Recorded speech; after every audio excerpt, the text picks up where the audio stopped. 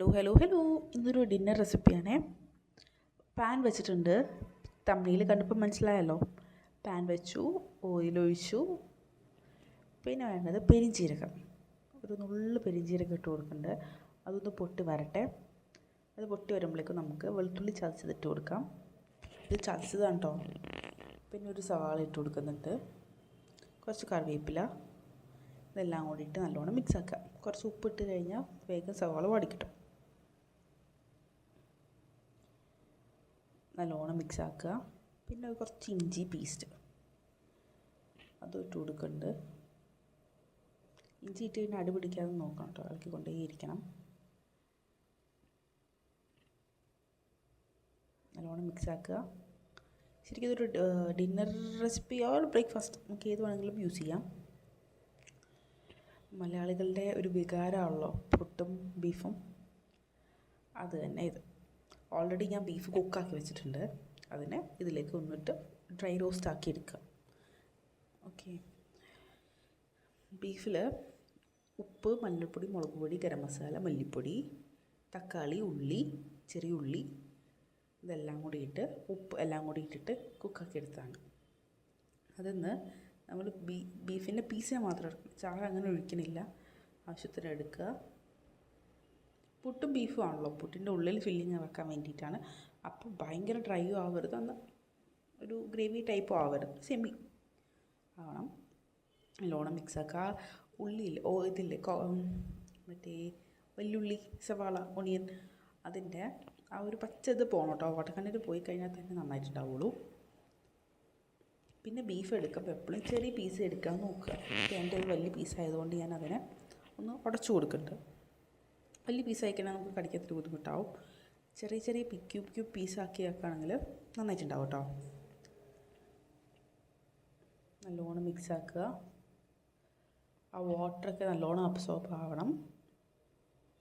ആ മസാലയും ബീഫും എല്ലാം കൂടി ഒന്ന് ബ്ലെൻഡ് ആവട്ടെ. പിന്നെ വേണ്ടത് നമുക്ക് പുട്ടുപൊടി. ഇത് 2 പേർക്കുള്ള പുട്ടാണ് കേട്ടോ ഉണ്ടാക്കുന്നത്. കുറച്ച് അരിപ്പൊടി എടുക്കുന്നുണ്ട്. പിന്നെ ആവശ്യത്തിനുള്ള സോൾട്ട് ഇട്ട് കൊടുക്കുക. പുട്ടുണ്ടാക്കാൻ മലയാളികളെ പഠിപ്പിക്കണ്ടല്ലോ, പക്ഷെ എന്നെ പഠിപ്പിക്കണം കേട്ടോ. ഞാൻ പഠിച്ച് വരണേ ഉള്ളൂ കുക്കിംഗ് ഒക്കെ കേട്ടോ. ഉപ്പിട്ടു, നല്ലോണം മിക്സാക്കി.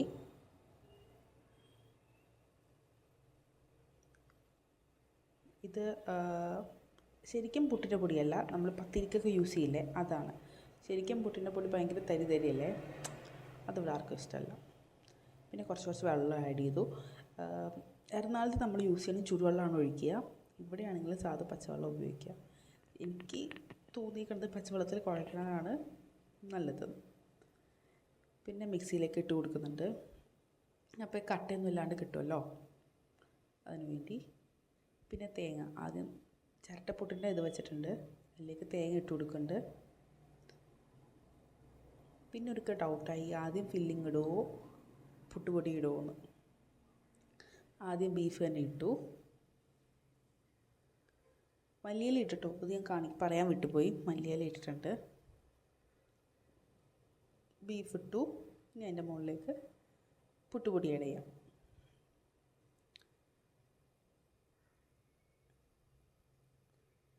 എന്നിട്ടൊരു 5 മിനിറ്റ്സ് വയ്ക്കുമ്പോഴേക്കും നമ്മൾ പുട്ട് സെറ്റ് ആവും കേട്ടോ.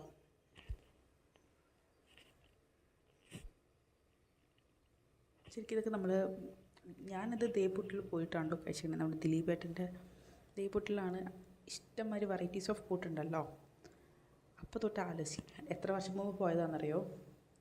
അപ്പോൾ തൊട്ട് വീട്ടിൽ ട്രൈ ചെയ്യണമെന്ന് വിചാരിക്കലായിട്ട് നടന്നിട്ടേയില്ല. ഫൈനലി ഞാൻ ചെയ്തു. ഇനി നമുക്ക് കുക്കറിൻ്റെ മുകളിലേക്ക് വെക്കാം.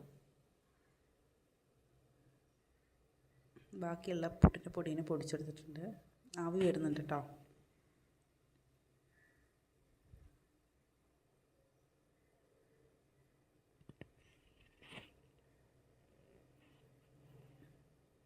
അങ്ങനെ പുട്ട് റെഡി അവിടെ ഇച്ചിരി പൊടിഞ്ഞിട്ടുണ്ട്, പക്ഷേ കുഴപ്പമില്ല. നമുക്ക് അടുത്തതിൽ സെറ്റാക്കാം. അടുത്തതിൽ കുറച്ച് തേങ്ങ ഇട്ടു. പിന്നെ ആദ്യം പൊടി ഇട്ടു, പിന്നെ ഫില്ലിങ് ഇട്ടു. അങ്ങനെ ചെയ്ത് നോക്കുക. കാരണം ആദ്യത്തെ പൊടിഞ്ഞു പോയല്ലോ, അത് ബേബി കുറച്ച് നേരം കൂടെ വെക്കണമായിരുന്നു. ഞാൻ എൻ്റെ ധൃതി കാരണം എടുത്തപ്പോൾ പോയതാന്ന് തോന്നുന്നു. കുറച്ച് പൊടി ഇട്ടു, ബീഫ് ഇട്ടു, പിന്നെയും പൊടി ഇട്ടു. ഇങ്ങനെ വെച്ചാൽ എങ്ങനെ ഉണ്ടാവും നോക്കാം. പക്ഷേ എനിക്കിഷ്ടമായത് മറ്റേതാണ് കേട്ടോ. ഇത് ഞാൻ ഇക്കാക്കും കൊടുത്തു, ഞാൻ മറ്റേത് കൊടുക്കുക ചെയ്തു. അങ്ങനെ നമ്മുടെ പുട്ട് ഇവിടെ റെഡി ആയിട്ടുണ്ട്. ശരിക്കും ബ്രേക്ക്ഫാസ്റ്റിനെക്കാട്ടി നമുക്ക് ഇമ്പോർട്ടൻറ്റ് ഡിന്നറാണ്. കാരണം ബ്രേക്ക്ഫാസ്റ്റ് രാവിലെ ധൃതി പിടിച്ച് നിങ്ങൾക്ക് ചെയ്യല്ലേ